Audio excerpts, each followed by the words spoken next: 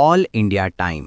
નમસ્કાર દર્શક મિત્રો, આજના મુખ્ય સમાચારમાં વાઘોડિયા તાલુકાના ઈટોલી અને કોટંબી ગામની ગોચરની જમીનમાં મોટા પાયે માટી ખોદકામ કરી નદી બનાવવાની હોય તેમ ભૂમાફિયાઓએ પાણી ભરી સત્ય છુપાવવાનો પ્રયાસ કર્યો।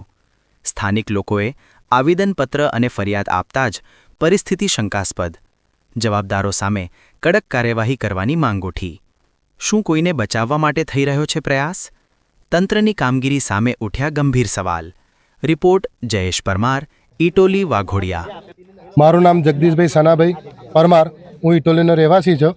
હું માજી સરપંચ છું અને મારા ઈટોલીની સીમમાં ઘણા ટાઈમથી ખોદકામ અનલીગલી ખોદકામ ચાલી રહ્યું છે અને એની સંદર્ભમાં અમે મામલતદારશ્રીને, ટીડીઓશ્રીને, કલેક્ટરશ્રીને અમે અરજી આપેલી છે।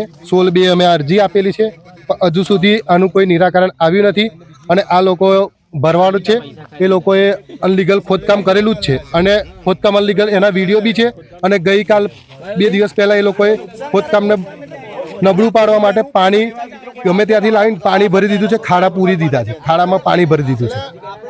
તો આનો નિરાકરણ હજુ સુધી અમને કોઈ ફોલોઅપિંગ આવ્યું નથી, કલેક્ટરમાંથી બી નથી આવ્યું, ટીડીઓમાંથી બી નથી આવ્યું, મામલતદારમાંથી નથી આવ્યું। તો આનું એ આવશે કે શું?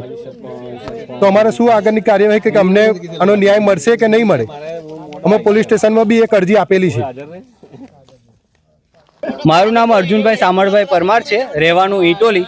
અમારા ગામના વિસ્તારમાં થયેલ ગેરકાયદેસરના ખનનને છુપાવવા માટે ખોદકામ કરાયેલા ખાડામાં નદી ભરી દેવામાં આવ્યું છે। આ કૃત્યનો મુખ્ય ઉદ્દેશ ખોદકામને સાચી ઊંડાઈ, નુકસાન પુરાવા છુપાવવા માટે પાણી ભરી દેવામાં આવ્યું છે, જેથી કરીને સાચી ઊંડાઈ અને જે ખોદકામ થયું છે એની સાચી માહિતી છુપાવવા માટે આ કૃત્ય કરવામાં આવ્યું છે, જેના માટે આ જવાબદાર લોકો બચી જાય એવો પ્રયાસ કરવામાં આવ્યો છે। આ પ્રકારની તમામ હરકતો કાયદાનો ભંગ છે અને ગામની સંપત્તિને નુકસાન પહોંચાડવાનું છે।